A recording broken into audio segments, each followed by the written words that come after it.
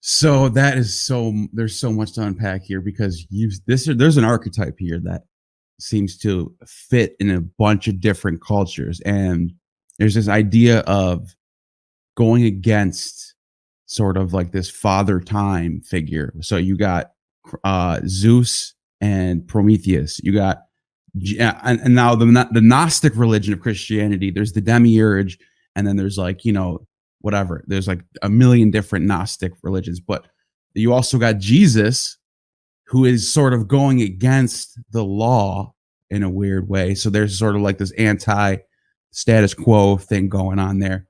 You sort of see that with Dionysus as well. He's sort of a troublemaker. What is this sort of an archetype there? No doubt about it. No doubt about it. And the thing about Mithra is that he's the oldest version of the archetype. Older even than Prometheus. And I'm convinced, I mean, look, I've just launched this whole movement, Prometheism, right? Which frankly actually goes back to Prometheus and Atlas. I mean, I sort of developed a more explicitly political manifesto form of it in the book Prometheism, but really my focus on Prometheus goes back to my first book, Prometheus and Atlas. But in any case, when you go back through the history of mythology, you see that, first of all, Mithra is an older figure than Prometheus. But secondly, the symbolism, the iconography, and the meaning behind the myths of Mithra and of Prometheus are so similar that I've come to be convinced they're the same figure. That these are two different, and this becomes especially clear when you look at the stories about how Mithra is actually Perseus. And so these Greeks came down and colonized Iran, right? I mean, Alexander the Great conquered the Achaemenid Persian Empire. Then his generals divided up the empire amongst themselves. And you had for, what was it, about 120 years, give or take, because different areas, were under Greek rule for longer than others. You had this Seleucid period in Iran, which was a, Hellenistic colonization of the old Persian Empire. And so then when the Parthians kicked the Greeks out of Iran and reestablished native Iranian rule, they're left with a lot of Hellenistic culture in Iran. And they need to find a way to hybridize, Greek and Persian mythology.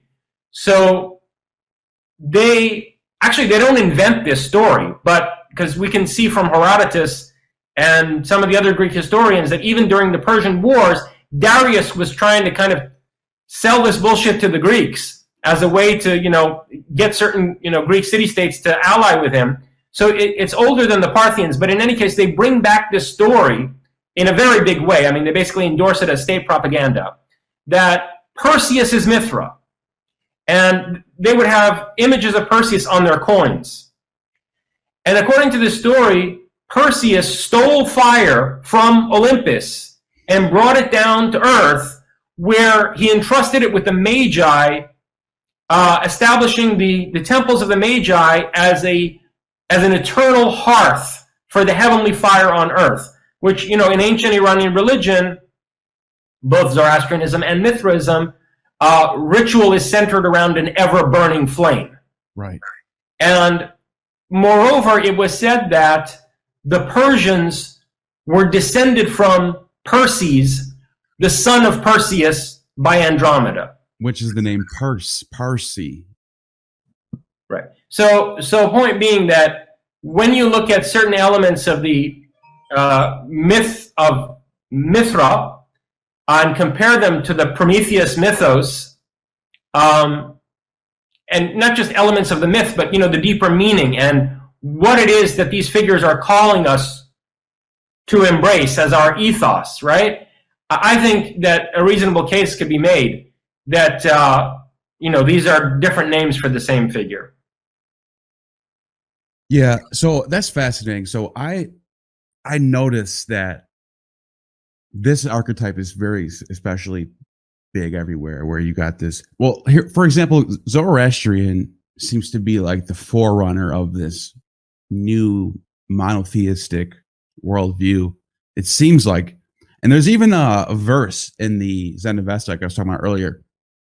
It seems like Christianity ripped from. I don't know if they just, maybe I'm wrong, but there's a part where Zoroaster's going through, I think, the desert. Pretty sure it's the desert. And Angkor Manu approaches him and is basically like, worship me and I'll give you everything. And Zoroaster just immediately starts doing hymns to Ahura Mazda. And then Angkor Manu can't handle it and just leaves. And it sounds like the story in Matthew, where Jesus is in the desert for 40 days and Satan approaches him and says, hey, worship me. So I think, and I want to hear if you have anything to add to this, it's pretty obvious that the Persian theology and philosophy influenced the West a lot. What do you think about that? Yeah, I mean, I've written about this extensively. I actually think that Western civilization is inconceivable without what it owes to Iran in various periods. You know, beginning with the age of Zarathustra and Cyrus and Darius, right? The ancient Persian Empire's impact on the developmental trajectory of Greek culture, but then continuing through Parthian influence on the Romans, on the pagan Romans, right? And then Sasanian influence on the Byzantines. Absolutely. And then, as the Roman Empire collapses, they always talk about these barbarian invasions, you know, of the collapsing Roman Empire. What they don't tell you is that these weren't all Germanic barbarians. In fact, you know, about half of these barbarians were Iranians who were pouring into the collapsing Roman Empire from Eastern Europe, where they had already settled. Scythians and Sarmatians, who come to be known in Europe as Alans. Right. And these Alans, first of all, physically they looked a lot like Germans. Mm-hmm. They were tall, fair-haired, and pale people. And so first of all, they looked a lot like the Germans, but then they also influenced Goth culture in a very significant way, to the point where archaeologists that open up, you know, Sarmatian or Scythian tombs can sometimes not tell them apart from Goth tombs. Right. And at one point, the Goths and the Alans even co-founded a kingdom together in Spain called Goth-Alania, which we now pronounce Catalonia. That's Goth-Alania. It was the joint kingdom of these Iranians and these Germans in Spain.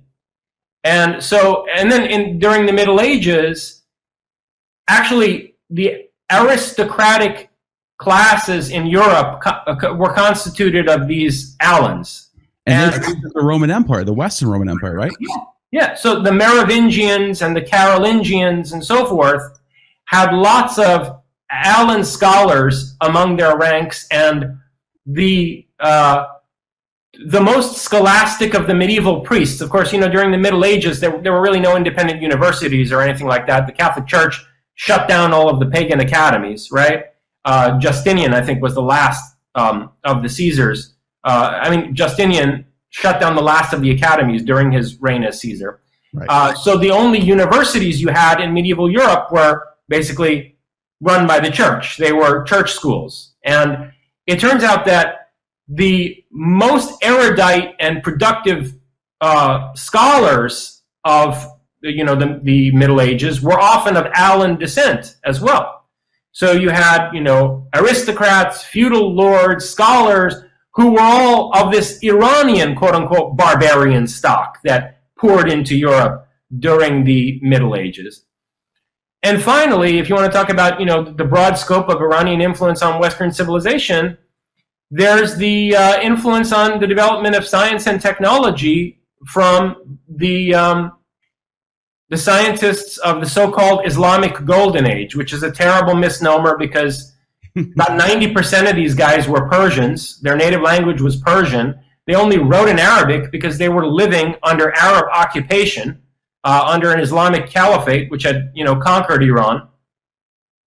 And so they had to write treatises in German, in Arabic, but they were Persians. A good comparison to that, the English he uses the Latin alphabet, but it's Germanic language. There you go. Like, there's another example of like Roman influence on the Germanic peoples, the Anglo-Saxons, and making them use the alphabet. Same thing with the Persians. Yeah, unfortunately, in the case of the Persians, it wasn't just an alphabet.